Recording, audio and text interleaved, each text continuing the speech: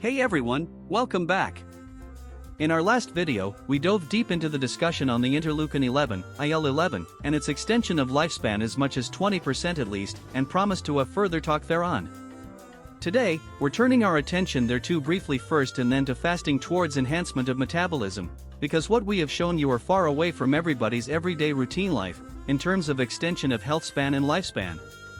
Let's dive in. Multiple pathways of interleukin 11. Interleukin 11, IL-11, is a cytokine implicated in various biological processes, including inflammation, tissue repair, and hematopoiesis.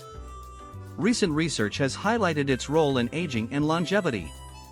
The mechanism by which IL-11 inhibition extends health span appears to involve multiple pathways.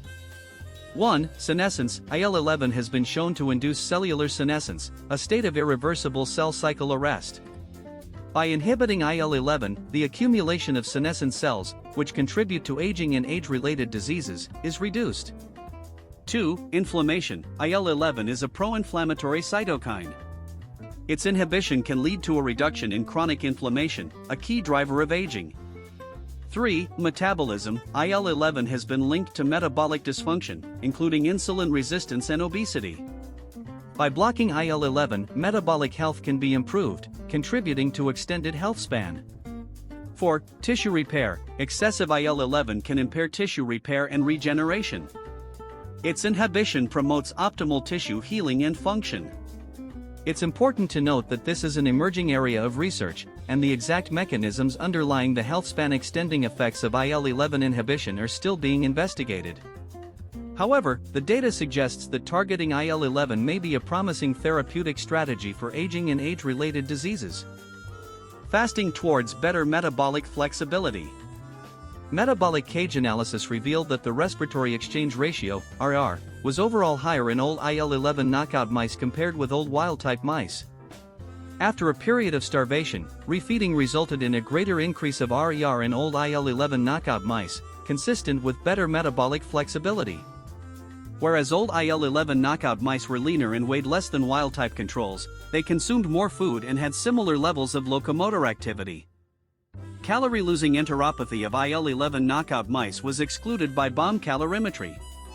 In lean healthy individual mice, skeletal muscle displays substantial metabolic flexibility, with the capacity to switch from predominantly lipid oxidation and high rates of fatty acid uptake during fasting conditions to the suppression of lipid oxidation and increased glucose uptake, oxidation, and storage under insulin-stimulated conditions. Insulin resistance is most clearly characterized as a limited response of muscle to stimulate glucose metabolism. One aspect of this includes resistance to the suppression of lipid oxidation. Obese and type 2 diabetic patients manifest higher lipid oxidation during insulin-stimulated conditions.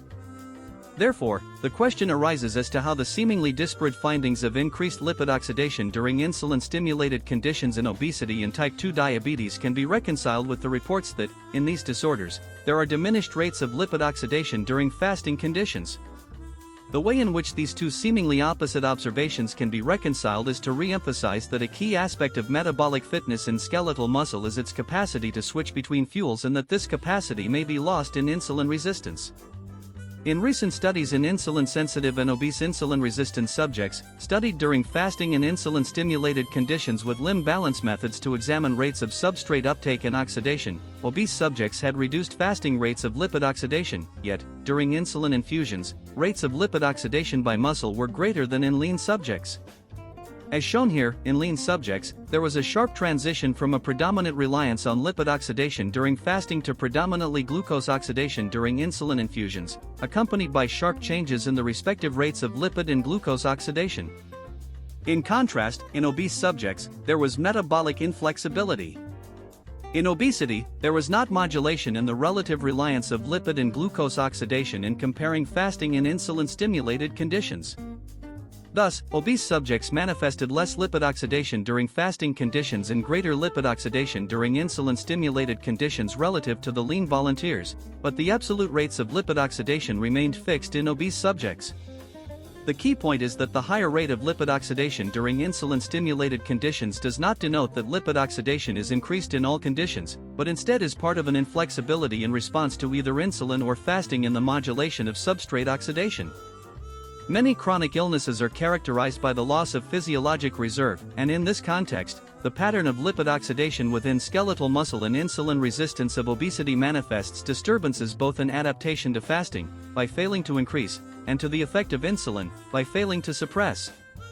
The failure to augment lipid oxidation during fasting conditions likely is a key mechanism leading to lipid accumulation within skeletal muscle, whereas the increased lipid stores that accumulate in muscle may, in turn, contribute to patterns of insulin-resistant glucose metabolism through processes of substrate competition and other mechanisms.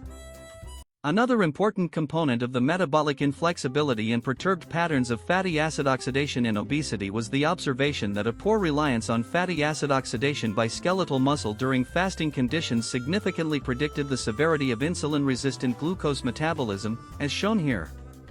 This observation is complementary to prior observations that elevated lipid oxidation during insulin-stimulated conditions is correlated with insulin-resistant glucose metabolism. Again, from our perspective, these are not contradictory observations, quite the opposite. The fasting and insulin-stimulated data are consistent with a formulation of insulin resistance in skeletal muscle that is characterized by metabolic inflexibility. These observations, though only associative in nature rather than truly mechanistic, are useful to extend the phenotype of insulin resistance in skeletal muscle beyond defects of insulin-regulated metabolism to a broader concept of poor adaptations to fasting conditions as well. And that's a wrap for today's video. We started by revisiting the fascinating role of interleukin 11, IL-11, in extending lifespan and health span, diving into its complex mechanisms that influence aging, cellular senescence, inflammation, metabolism, tissue repairment. Then, we shifted gears to explore the impact of fasting on metabolic flexibility, highlighting how this everyday practice can play a crucial role in maintaining metabolic health and preventing insulin resistance. As always, our goal is to bring you cutting-edge science that you can connect with real life. Whether it's through understanding how IL-11 inhibitors could one day transform aging therapies or how simple lifestyle changes like fasting can enhance your metabolic fitness, we hope you found today's content insightful and inspiring. Next time, one more accessible way leading to longevity will be talked. That's trametinib. Don't forget to like this video if you found it helpful, and make sure to subscribe for more in-depth discussions on health, longevity, and the latest in scientific research. If you have any thoughts or questions, drop them in the comments below. We love hearing from you. Stay curious, stay healthy, and we'll see you in the next video. Keep exploring the wonders of science.